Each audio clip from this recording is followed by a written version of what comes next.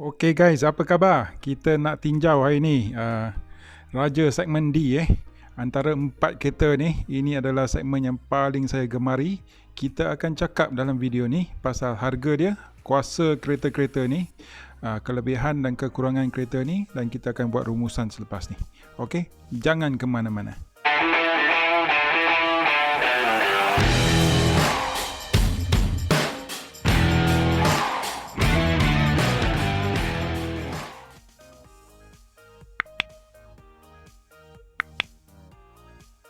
Okey, kita tengok harga dia Passat 183, Accord 187, Camry 188 dan Sonata 189. Dengan pelik sekali, kereta Eropah adalah kereta paling murah di sini Itu yang paling pelik dan paling bagus sekali.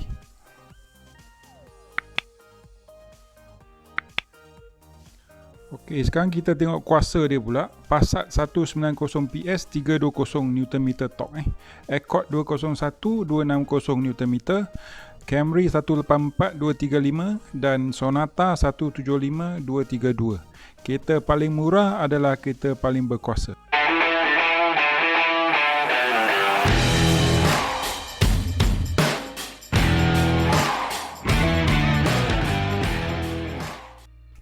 Okey, kita nak berlaku adil, jadi kita ikut ABC lah So kita mula dengan huruf A dulu. Honda Accord kita akan bagi kelebihan dia. Kelebihan dia adalah dia berkuasa. Dia ada self parking dia boleh park sendiri sebab kereta besar Saya ada 2 kereta Honda Accord. Masalah paling besar saya adalah saya selalu bumper depan selalu tergores dengan curb tepi jalan simen tepi jalan. So kalau dia ada self parking, bagus lah. So dia akan selesaikan masalah yang ni. Ketiga adalah dia punya handling dia agak bagus. So maka dia adalah satu kereta yang agak memadai untuk segmen D Orang yang bawa segmen D semua nak barang-barang yang macam ni lah. Kekurangan dia adalah dia biasa saja. Kalau kita tengok antara 4 kereta ni, dia nampak biasa. Dia tak nampak megah macam Camry, dia tak nampak modern ataupun mengancam macam Hyundai Sonata, dia tak nampak Eropah macam Passat. Maka dia saja-saja je. Design dia masih cantik tapi dia tak begitu megah. So biasa orang yang beli segmen D ni dia nak tunjuk sikit, dia nak show off. So kalau dia nak beli kereta segmen D, mungkin Honda Accord dia akan fikir balik. Adakah kereta ni sesuai untuk saya? Lagi satu masalah paling besar sekarang di segmen D adalah harga dia. Harga dia lebih kurang hampir ke 200,000. Oleh kerana dia tak ada sales tax tahun ni, dia untung sikit dia dapat ke bawah 200,000. Kalau tidak, harga dia semua dah hampir-hampir mencapai 200,000. Maka orang yang kalau nak beli kereta 200,000, mungkin dia akan fikir, kalau aku bayar 30,000 lagi, 40,000 lagi, aku boleh dapat BMW, aku boleh dapat Mercedes. Kenapa aku nak beli kereta segmen D? Okey, itu adalah masalah paling besar dalam segmen ni. Okey, dengan ringkas, Honda Accord adalah untuk orang yang suka performance, handling, selesa, dan dia nak safety, ada Honda Sensing, dan dia nak resale value yang agak baik lah. So boleh pilih Honda Accord ni Okey, sekarang kita cakap pasal raja lepas segmen D Camry telah merupakan raja segmen D yang begitu lama sekali lah. So kita cakap pasal kelebihan Camry dulu. Camry adalah satu status symbol. Kalau anda mahu megah dalam segmen D ni, anda mesti beli kereta Camry. Semua angka-angka yang kaya-kaya tu, toki balak semua, dia naik Camry je. Yang nak low profile lah, dia naik Camry sahaja. And Camry adalah sebuah kereta yang sangat reliable, tahan lasak. Dia punya resale value memang bagus. Tak ada kereta boleh lawan Camry punya resale value. Kalau anda pergi tengok kereta tahun 10 tahun lepas, Camry, dia masih boleh dapat 40 lebih 50,000. Masa beli baru 150,000. Lepas 10 tahun. Dia punya resale value memang bagus. Kalau tengok Honda Accord, mungkin 30 lebih je. Tak sampai 40. Okay. And sekarang dengan design yang moden ni, banyak orang muda pun akan tertarik lah. Okay. Kekurangan dia adalah yang ni lah, TNGA. Saya masa dia keluar pertama kali 2 tahun lepas, banyak orang yang bising pasal TNGA sangat bagus. Saya pun pergi cuba, tapi saya disappointed sikit lah. Okay, dengan TNGA. Saya tak mau cakap lagi pasal TNGA. Lagi satu, dia punya kereta quality Camry sekarang dah kurang sikit. Kalau kita tengok kereta yang kita dah naik air tu, dia kereta lebih kurang 2-3 tahun. Dia punya quality, boleh pegang dia punya tempat-tempat pintu semua, dia punya quality dah turun sikit. Kereta dia dah cepat pudar, dia punya barang semualah. Tapi dari segi kelengkapan yang diberi dengan harga ni, Camry merupakan satu kereta yang agak baloi sebab dia bagi Toyota Safety Sense. Okay, dia bagi semua kelengkapan yang ada. So dalam kategori ini hanya Honda dan Camry, Honda Accord dengan Camry yang ada safety system, di mana Honda ada Honda Sensing dan Camry ada Toyota Safety Sense. Passat dengan Sonata kosong, tak ada. Yang paling lebih ada Bliss saja. Okay, so maka kedua-dua Honda Accord dan Camry merupakan kereta yang berbaloi lah. Dengan harga yang dibagi, dia bagi dengan safety system sekali. Okay, dengan ringkas, siapakah yang harus beli Toyota Camry? Orang kaya yang kedekut. Dia nak semua barang, dia tamak dia nak semua barang, tapi dia tak mau bayar lebih. Dan dia mau resale value yang bagus. So untuk Camry, dia punya reliability bagus, maintenance kurang, resale value tinggi, dia ada safety sense, dia baloi lah dari segi harga yang dibayar, semua barang dia dapat. So untuk orang yang nak kereta yang tak ada pening kepala banyak, tak payah masuk workshop banyak, belilah Camry. Tapi dari segi pemanduan dia kurang sikit, dia agak berat dan dia punya handling okey je lah. So untuk orang yang tak mau performance, dia nak bawa biasa-biasa je, kereta ni agak selesa. Camry agak selesa.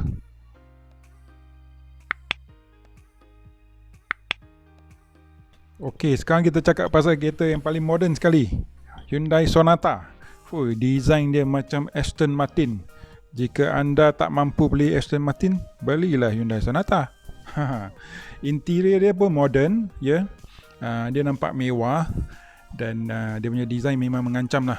Orang kalau nak perhatian ramai kan, kalau nak menonjolkan diri, nak orang semua tengok, bawa kereta ni. Mesti orang tengok punya, orang mesti hairan, apa ke kereta ni. Okay, lagi satu, dia punya cabin dia sangat senyap. Tengok dia punya interior, memang high class. Dia punya infotainment, dia punya meter cluster memang mengancam. Okay, paling cantik antara Sonata dengan Passat, dia punya infotainment lah, meter cluster dia.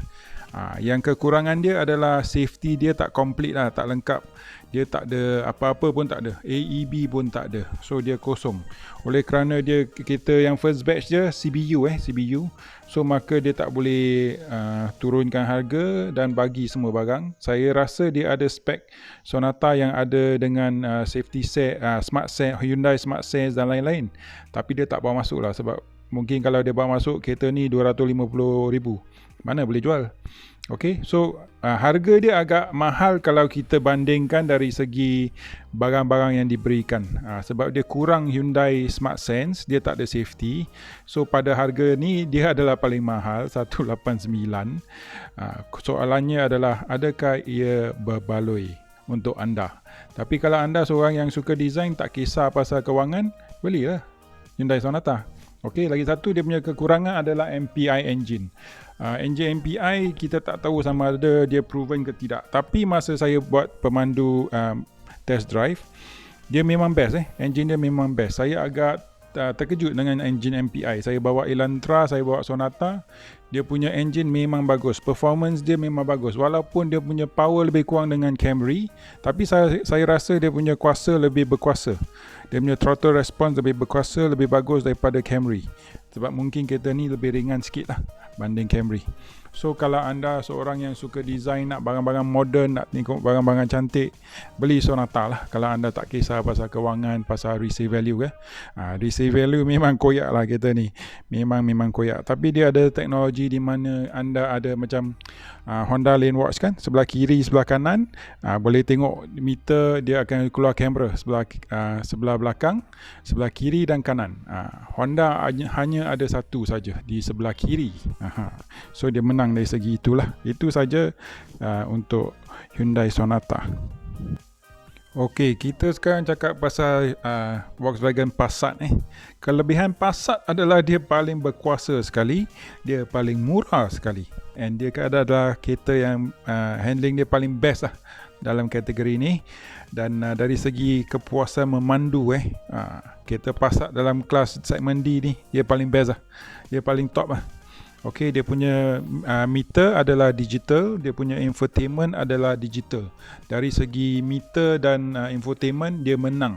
Walaupun Sonata ada meter digital yang cantik, tapi infotainment Sonata resolution dia lebih rendah, maka dia kalah pada Volkswagen. Volkswagen punya screen digital memang cun lah, paling cun sekali, dan kabin dia adalah kabin paling senyap sekali. So maka dia dari segi handling, dari segi performance, dari segi infotainment, dari segi kepuasan pemandu, dari segi kesenyapan, semua dia ada, dia menang. Okey, dia pun ada free maintenance untuk 3 tahun tau. So maka anda tak payah sakit kepala. Sakit kepala datang lepas tahun ketiga lah. Okey, so kekurangan dia adalah maintenance lah. Lepas tahun ketiga, kepala mula sakit. So kalau anda nak beli kereta ni 3 tahun, lepas tu jual, tak jadi masalah. Ini kereta paling best. Okey, nombor 2 adalah dia tak ada safety system. Paling banyak dia bagi bliss saja, blind spot. Okey, yang apa-apa pun tak ada. Dia kereta kosong, okey. And then kena jaga dengan baik. Ini adalah satu kereta yang begitu manja sekali. Jadi anda kena service on time, tukar brake fluid, apa fluid semua tukar on time. Kalau tak on time, hancur. Kereta ni akan ada masalah besar.